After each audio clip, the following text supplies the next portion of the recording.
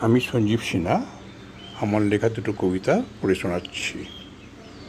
আমরা দুজনায়।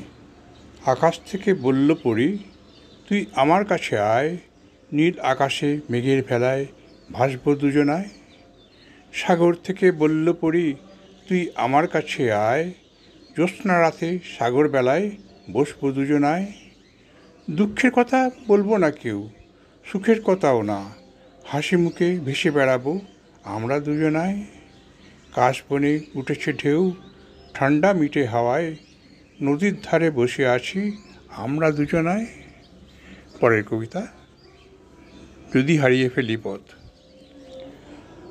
চলতে চলতে যদি দেরি করে ফেলি, যদি হারিয়ে ফেলি পথ, যদি চলে যাই অন্য কোথাও না ফেরার কোনোখানে, তুই খুঁজিস না আর আমায়, আমার জন্যে ভাবিস না তুই, তুই তোর মতনই থাকিস। ঘুমের সময় করিস না তুই রাত, সময় মতো ঘুমাস। তোর শোবার ঘরে জানালা দিয়ে আমি পাঠিয়ে দেব চাঁদের আলো, মিষ্টি শীতল বাতাস। নাইবা আমি থাকলাম কাছে, আমার সব ভালোবাসা তোর কাছেই থাক।